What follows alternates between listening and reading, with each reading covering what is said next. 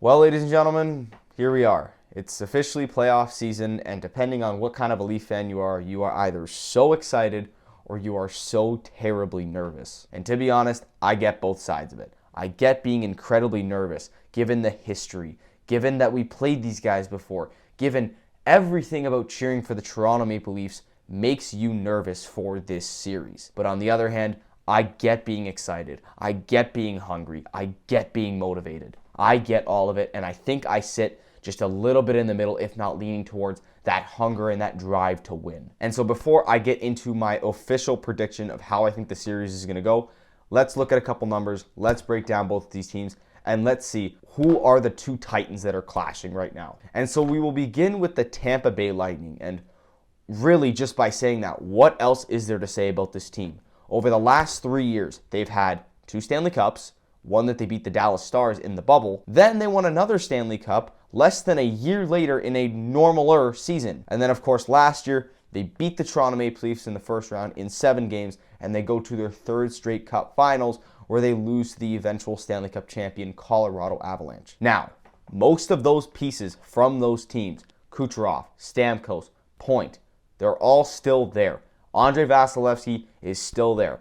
But looking at the roster, this team did get worse. And by looking at said roster, we're going to look at the forwards first. The top line, as it's stated on Daily Faceoff, we have Steven Stamkos, Brayden Point, Nikita Kucherov. You need no explanation for who those guys are. They are all killers, they are all machines, and they will score at will on you. The second line is a little bit interesting. You have Alex Killorn, Anthony Cirelli, and Brandon Hagel. All 3 guys were there last year. Cirelli has been here for a long time with the Lightning. So has Alex Killorn. And Brandon Hagel came in last year, but has really stepped up his game this year for the Lightning and really filling in that left wing spot, which used to be Henri Palat, who obviously went to New Jersey. Now, that top 6 is really good.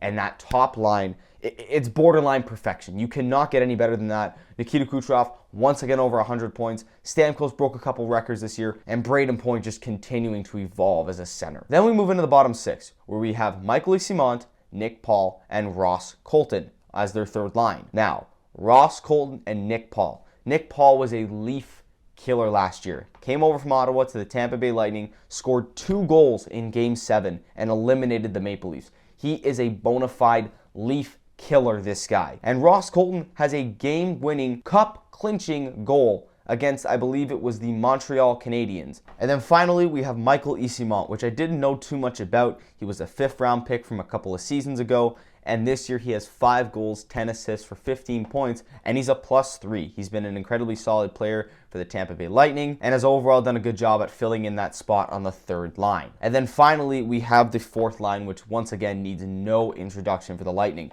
Patrick Maroon, Pierre-Edouard Bellemare, Corey Perry will run you through the boards, kick you in the teeth, punch you in the face, is going to just wreck up your day. Whatever line's going to go up against these guys, you better be ready to play some physical hockey. And looking at that forward group as a whole, from top line to bottom line, from Bellemare to Point, from Hagel to Colton, that is a great, dare I say perfect, forward core. You have the scoring, you have the depth, you have the grit, and overall, you have the experience. And that is going to be a big thing for the Lightning, once again going up against the Maple Leafs. But how does that forward group fare to the Toronto Maple Leafs forward group?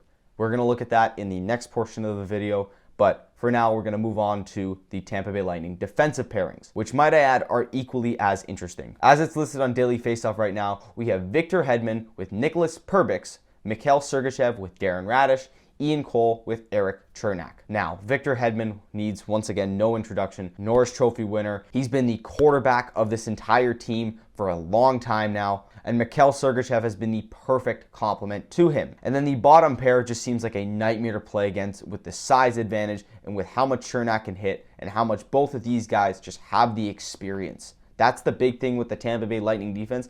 Outside of Raddysh and outside of Perbix, there is experience on this Lightning defense. But of course, the main thing a lot of people are going to focus on is who the hell is Nicholas Perbix and who the hell is Darren Raddysh? Well, let's have a deeper look at both of them. Darren Raddysh is 6'1", 200 pounds, and is 27 years old.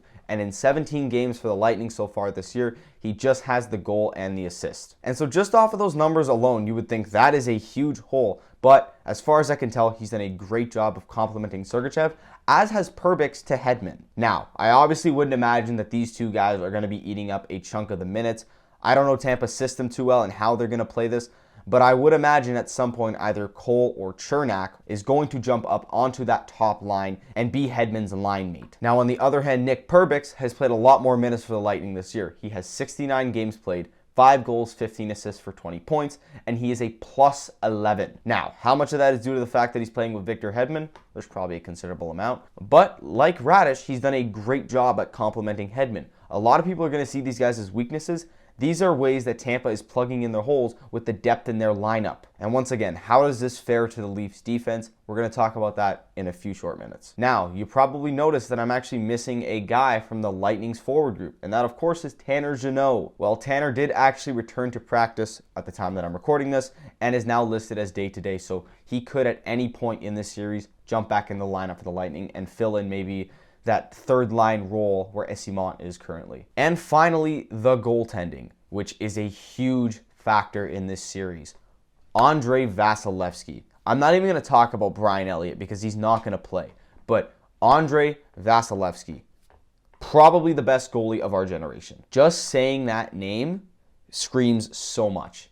Vezina Trophy winner, Stanley Cup winner. He has all the makings of an all-time great and is still playing. He's going to be in this league for a lot longer, so who knows what more is going to happen with this guy. Vasilevskiy has that Patrick Waugh in him, dare I say, where he will look you in the eye and you know before you take your shot, he's going to save that puck. No matter what you try to do, Vasilevskiy will stand on his head and he can will his team. He can carry his team at times. And there are not many goalies in the league, dare I say any, who are like Andrei Vasilevskiy in that regard. So, the Tampa Bay Lightning as a whole, once again, just saying that name, there's just so many things that come to your mind, but the main thing is success, experience, power, the grip they've had over the Eastern Conference and the league for the last 3 years. And so how do the Toronto Maple Leafs fare to that?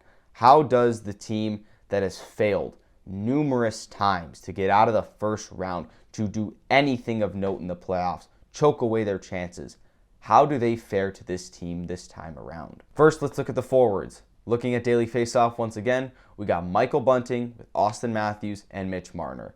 That line has been a staple for the Leafs. Bunting came off of it for a little bit, but I wouldn't be surprised if this is the line that obviously rolls out in Game 1. Next, John Tavares on the wing with Ryan O'Reilly and William Nylander. The top 6 is just better. And I'm not talking experience, I'm not talking awards accomplished, I'm not talking playoff success. I am talking pound for pound, player for player. This Toronto Maple Leafs top 6, composed of the core 4, Ryan O'Reilly and Michael Bunting, the fiery little shit that he is, are better than the Tampa Bay Lightning's top 6. I would take them any day. Maybe not individual players. Obviously, Kucherov and Point and maybe even Cirelli have their fair share in there. But this Toronto Maple Leafs top 6 is better, and I'm confident saying that, bias aside. Austin Matthews having a relatively quiet season, even though he put up 40 goals. William Nylander having all-time highs. Ryan O'Reilly fitting seamlessly into the Leafs lineup. Mitch Marner just barely missing out on 100 points this year. And John Tavares continuing to prove haters wrong. Then there's the bottom 6. And just describing it in a word, it screams to me grit. It screams to me responsibility. It screams to me defensive mindfulness. That took a long time to say. Let's look at the third line. Alex Kerfoot, Noel Acciari, Calle Jarnkrok. Obviously, Acciari comes over from the St. Louis Blues, but he has been great. Alex Kerfoot as well. A lot of trade rumors surrounding him, but he has also been great. And Calle Jarnkrok. This line here can do just a little bit of everything for you. They can score, they're responsible, they're just everything you want out of a third line. This is a textbook NHL third line. I love each of these guys and each of what they bring to the Leafs. Then there's the fourth line. Zach Aston-Reese, David Kampf, Sam Lafferty. That is a textbook shutdown line.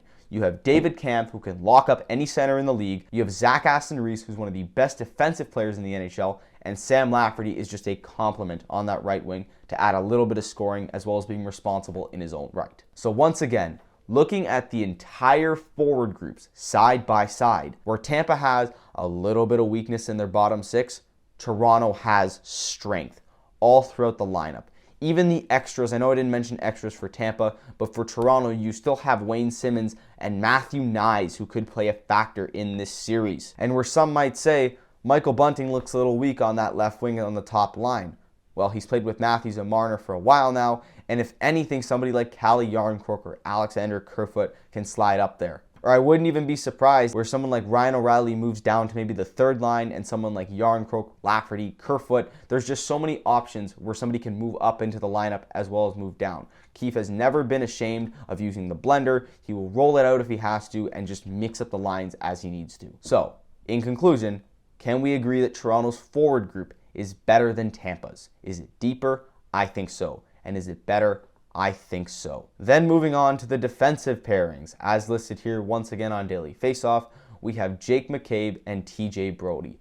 Just shut down, like lock you down, like just Dennis Rodman type defense right there. It is incredible how great these two work together. And I can't wait to see how this is going to work in the playoffs because I'm so darn confident and so damn happy that we got a guy like Jake McCabe in our lineup to complement a guy like TJ Brodie, who all they do, they're responsible, they work hard on defense, and they'll get the puck out of the zone for you. Next, you have Mark Giordano and Justin Holl, which has worked to the surprise of everyone. You have Mark Giordano, who's just an experienced vet, and you have Justin Holl, who's playing some of his best hockey since, dare I say, like the COVID year, and when we played against Montreal. It's been that long, but Justin Holl, I stand by the motto of, if you're not being noticed, you're doing something right. And Justin Holl, I've had no complaints about him over the last few weeks now. He's playing really responsible, and he's playing really well-mindedly. And finally, the bottom pair, Morgan Rielly and Luke Schenn. Truly a yin and yang pair. You have Rielly, who can score, who can pass,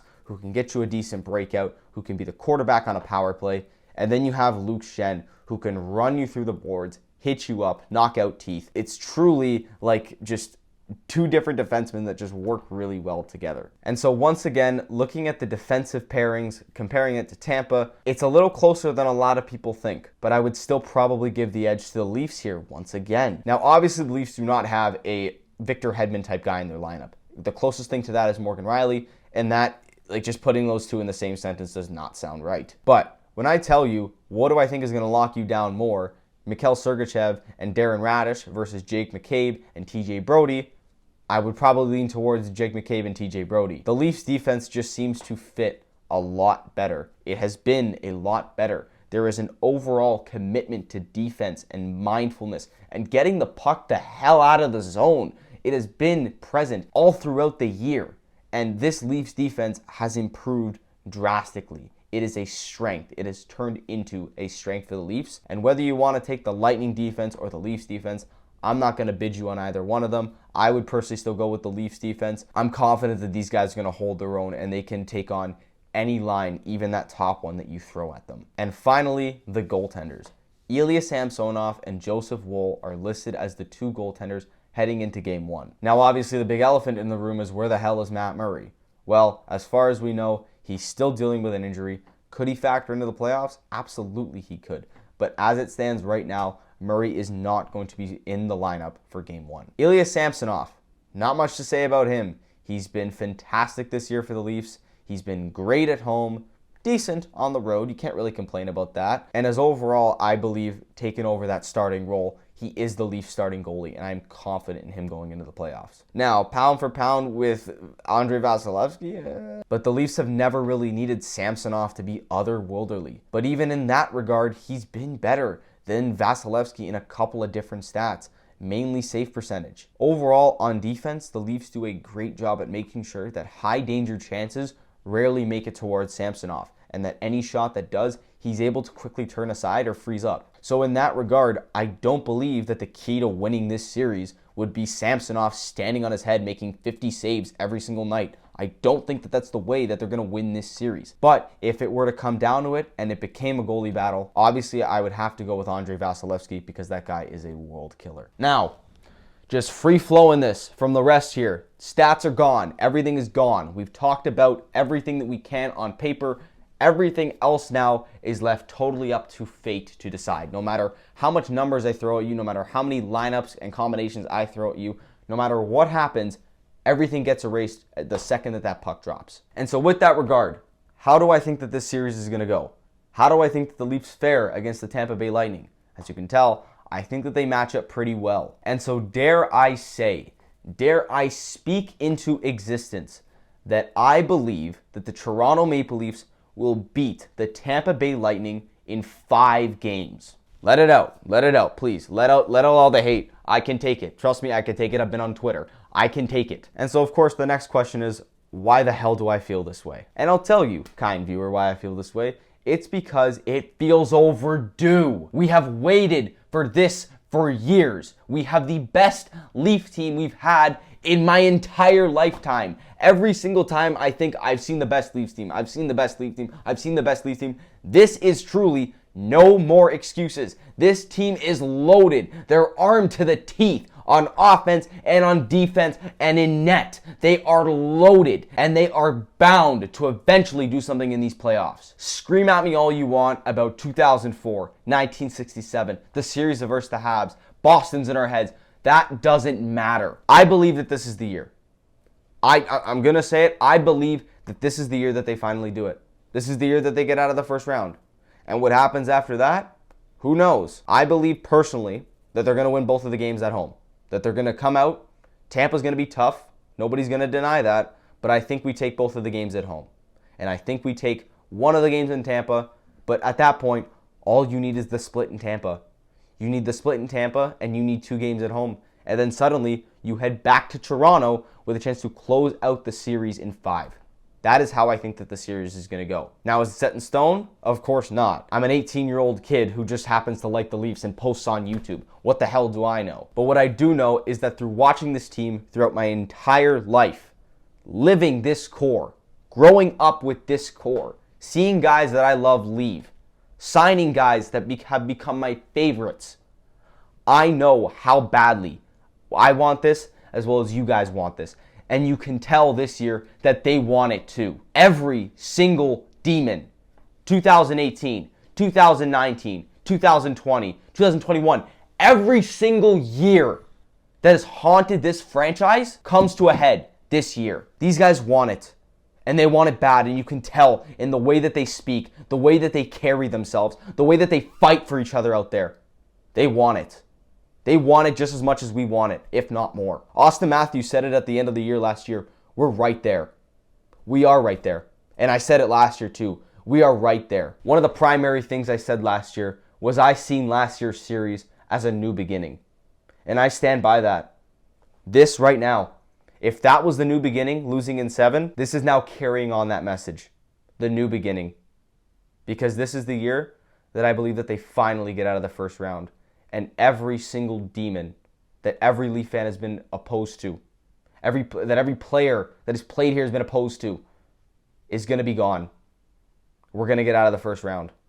And it's only a matter of time. Whew, that got intense. Could I obviously be wrong? Of course. It's hockey. Once again, I'm just an 18-year-old kid who posts content online for fun. This is all fun. This is all a joke. It's a Christian Minecraft server after all. But I am encouraged. I am excited. I am ready. I'm ready. No matter what happens, I'm ready. We love this team. No matter what happens, we love this team. No matter what happens, no matter how bad they lose, no matter how big they win, this right here is what remains. And I probably just messed up my microphone, but I don't really care. No matter what happens, that's what remains. The passion, the drive, everything. And so I encourage you, as you watch this series, that no matter what happens, no matter if they lose, no matter if they win, allow a goal, score a goal, enjoy it. Because at its core, hockey's not supposed to make us stressed. And I see a lot of people messaging me about how nervous they are. No, you're not nervous. You may think you're nervous, but you're not. You're excited. You're excited to see what happens. This is what sports are all about. This is what hockey is all about. Being excited for that moment in between euphoria and excitement, where right before you jump up because you're happy about a goal, that's the feeling right there that we strive for. And that's the feeling that we want. And that, to me, is what hockey is all about. So as you watch this series, no matter what the result is, have fun. Enjoy it. Because you never know, it might be your last. Anyways, Once again, I got a little intense there. I could be wrong, obviously, but enjoy it, guys. Leafs in 5. Go Leafs, go. Follow the Instagram. It's Buzzin' Hockey. Y'all know what it is. See you guys next time.